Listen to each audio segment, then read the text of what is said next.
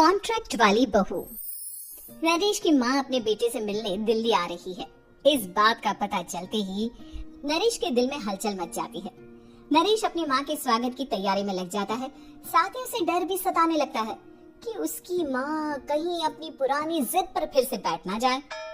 हे भगवान, इस बार बचा लो, अगले साल पक्का माँ की जिद पूरी कर दूंगा। तभी दरवाजे की घंटी बजती है। नरेश दरवाजा खोलता है तो सामने अपने मकान मालिक को देखकर हैरान हो जाता है, क्योंकि उनके साथ एक सुंदर सी लड़की भी थी। नमस्ते अंकल, कुछ काम था, मुझे बुला लेते। आपने क्यों कष्ट किया? अरे नहीं, इसमें कष्ट कैसा, मैं तो बस तुम्हें रीना से मिलवाने आया था। आज से रीना तुम्हारे साथ इसी फ्लैट में रहेगी। अंकल, कोई लड़का फ्लैटमेट नहीं है? एक अनजान लड़की के साथ रहना मेरे लिए थोड़ा अजीब होगा। देखो नरेश, मैं तुम्हें पहले भी बता चुका हूँ कि इस फ्लैट में तुम्हें किसी न किसी के साथ एडजस्ट करना ही होगा, या फिर तुम अकेले पूरे फ्लैट का किराया दे दो, मैं किसी को नहीं रखूंगा। नरेश अपने मकान मालिक की बात सुन के रीना के साथ रहने के लिए तैयार हो जाता है, पर अंदर ही अंदर उसे ये बात खाने लगती है कि वो अपनी माँ को क्या जवाब देगा जब उसकी माँ रीना के बारे में उसे पूछेगी। दिन बीतने लगते हैं। नरेश और रीना अच्छे दोस्त भी बन जाते हैं, पर अभी भी नरेश अपनी प्रॉब्लम का सलूशन नहीं ढूंढ पाता। एक दिन नरेश बहुत परेशान सा बैठा होता है। तभी रीना उसे पूछती है, क्या हुआ नरेश, तुम काफी परेशान लग रहे हो, सब ठीक तो है ना? हाँ, सब ठीक है, बस एक छोटी सी प्रॉब्लम है। वो एक्चुअली 2 दिन बाद मेरी माँ मुझसे मिलने आ रही है। अरे, तो इसमें प्रॉब्लम क्या है? ये तो खुशी की बात है। हाँ रीना, बट मेरी माँ एक जिद लेकर बैठ गई है कि मैं शादी कर लूं, पर मैं अभी इस चीज के लिए तैयार नहीं हूँ। ऊपर से जब वो तुम्हें देखेगी तो 100 सवाल करेगी, क्या जवाब दूंगा? अरे, इसमें कोई टेंशन वाली बात नहीं है। मेरे पास ना इस प्रॉब्लम का सलूशन है, जिससे ना तुम्हें शादी करनी पड़ेगी और ना ही तुम्हारी माँ मेरे बारे में कुछ पूछेंगी। रीना की बात सुनकर नरेश सोच में डूब जाता है। वो सोचता है कि रीना खुले ख्यालों वाली लड़की है, कहीं माँ को सच बता ना दे। नरेश को सोच में डूबा देखकर रीना कहती है, अरे क्या हुआ, किस सोच में पड़ गए? डोंट वरी, जैसा तुम सोच रहे हो ना वैसे कुछ भी नहीं है। मेरे पास एक प्लान है। मैं कुछ समझ नहीं पा रहा हूँ, कैसा प्लान?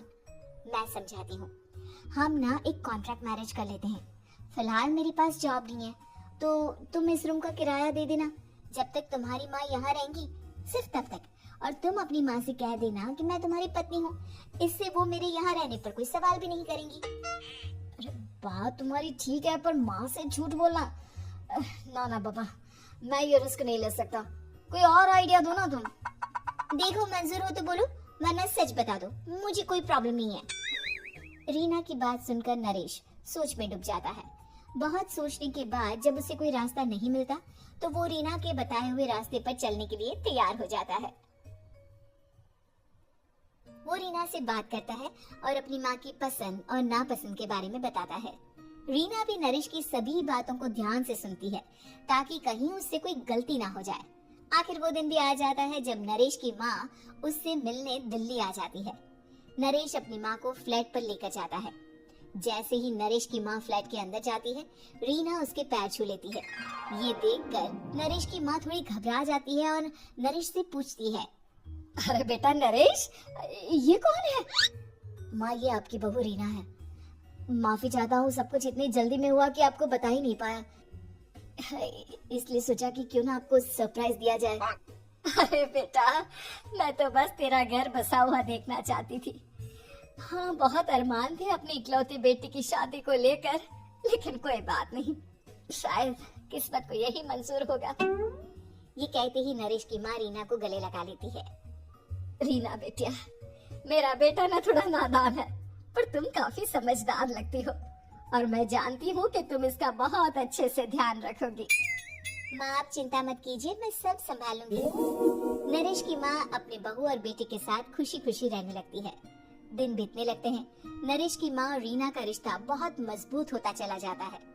वो दोनों सारा दिन एक साथ रहती और खूब बातें करती। इधर साथ रहते रहते नरेश और रीना भी एक दूसरे से प्यार करने लगते हैं। दोनों को इस बात का एहसास हो जाता है, फिर भी वो इस बात को छुपा कर ही रखते हैं। एक दिन नरेश की माँ और रीना शादी के बारे में बात करने लगते हैं। रीना बिटिया, ये तो नरेश ने मुझे बिना बताए शादी कर ली, वरना मैं तो अपनी इकलौती बेटी की शादी इतनी धूमधाम से करती कि सारी दुनिया देखती रह जाती। अच्छा माँ, आप ऐसा भी क्या करती नरेश और मेरी शादी में जो दुनिया देखती रह जाती? अरे बिटिया, एक माँ के अरमान तुम अभी नहीं समझोगी। मैं तो अपनी बहू को एक रानी की तरह लेकर आती और शादी भी बिल्कुल शाही अंदाज में करती, पर मेरे तो सारे अरमान ऐसे ही रह गए। खैर, मुझे तो अपने बेटे और बहू की खुशी चाहिए बस। ये कहते हुए नरेश की माँ की आंखों में आंसू आ जाते हैं। रीना भी ये